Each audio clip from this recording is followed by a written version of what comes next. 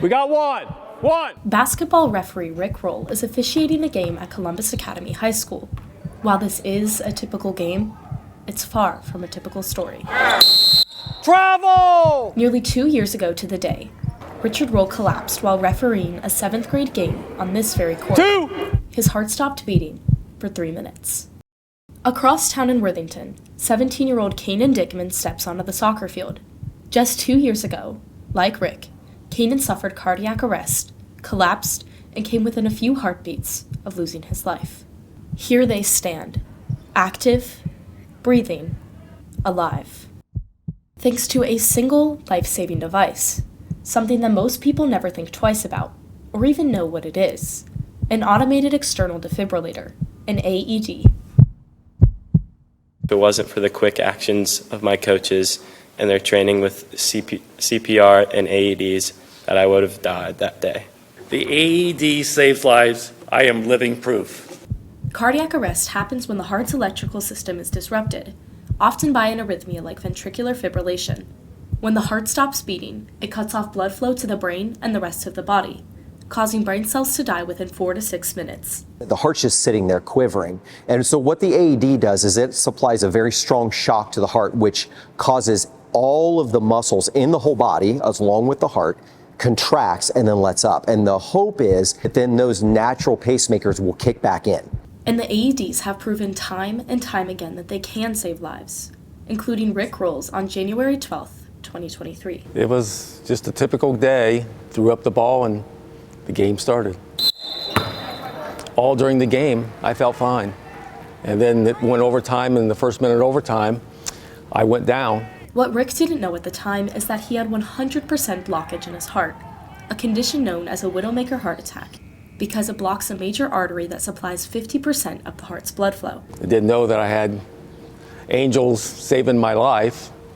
They said I was out and basically dead for 3 minutes. It was very fortunate because here I'm at Academy. They were being trained because 2 weeks before that, Damar Hamlin had gone down in Cincinnati. That's Buffalo Bills safety Damar Hamlin, who went into cardiac arrest during a game against the Cincinnati Bengals. Hamlin collapsed, and medical staff rushed to perform CPR and use an AED, fighting against the clock to restore blood flow to his brain. Hamlin's collapse, watched by millions on national television, sparked a surge in awareness about AEDs and CPR. The American Heart Association reported a 600% increase in page views following the incident. It was a wake-up call for the importance of immediate action in these critical situations. Luckily, the AED that was placed in that athletics complex was literally just outside the door to the right. I helped get the AED, and then we got all the pads attached. It took 22 seconds from the time that I got to him to call for the AED. Between that, we'd already had one round of compressions done before the AED was already on him. We let the AED kind of do its thing. When I woke up, I thought I just fainted. You know, he was making jokes, and that was one of the biggest reliefs of my life. It is my belief if there was not a working AED and trained staff, Richard Roll would not be sitting in this room today. For those without knowledge or access to an AED, that 22 seconds turns into minutes. Though in Gahanna we are fortunate to have close access to EMTs, the time spent waiting for the paramedics to arrive adds up quickly and can be life-threatening. For every minute that a patient is in cardiac arrest and they go without CPR, their chances of survival drop 10%. We have to get our gear on, get in our vehicle, then we have to navigate traffic. And so if you imagine all of that time, no one's performing CPR, by the time we arrive on the scene, the patient is at extreme risk of not surviving just because so much time has elapsed. That's why urgency in securing AEDs and the help of trained bystanders can save lives. Lives like soccer player Kanan Dickman. In the summer of 2023, I was at a soccer practice and we were running miles for conditioning, and I was about halfway through the second mile when I pulled off to the side and basically just collapsed. I administered 4 rounds of CPR and rescue breathing until Coach Fagan returned with the AED. We unpacked it, prepared it. As I continued CPR, the AED measured Kanan's vitals and advised a shock to be administered.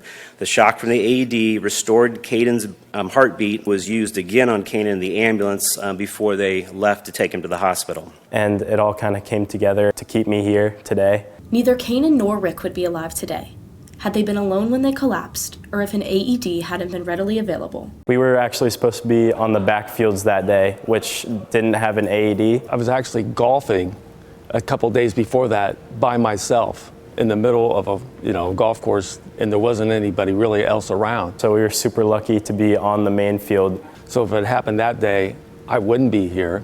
Kanan and Rick's stories, along with millions of others, are clear reminders that AEDs need to be both available and accessible, and that proper training is needed.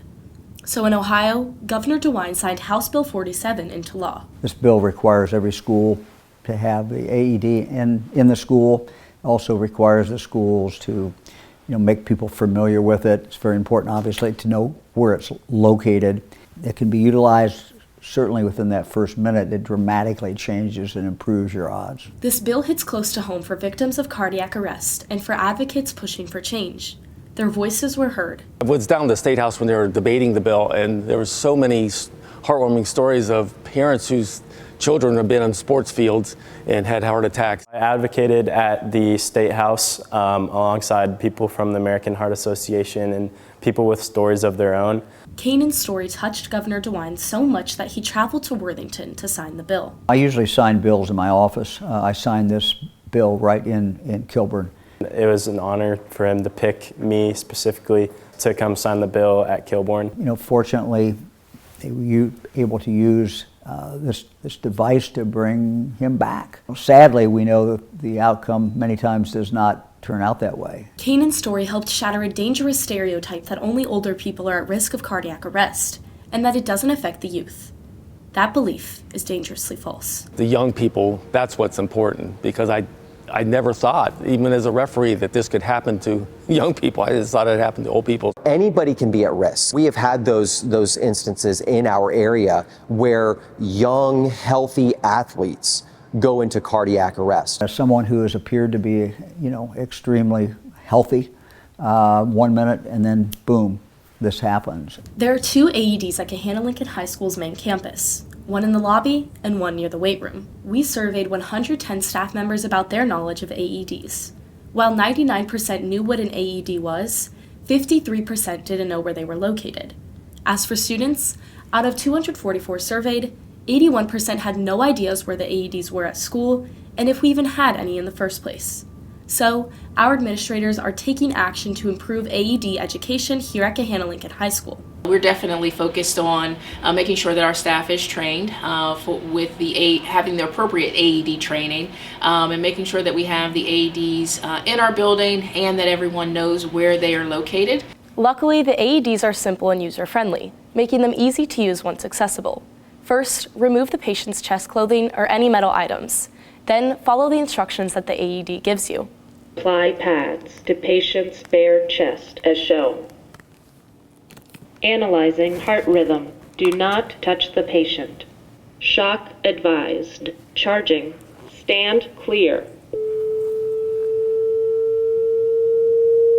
Press flashing shock button. Shock 1 delivered. It is safe to touch the patient. Begin CPR now. Continue for 1 minute 15 seconds. It's that simple. Your quick, decisive actions could save a life. Consider the alternative. These people, unfortunately, their heart is not just going to start beating on its own. They do need treatment. And if somebody does not do something, the patient is going to die.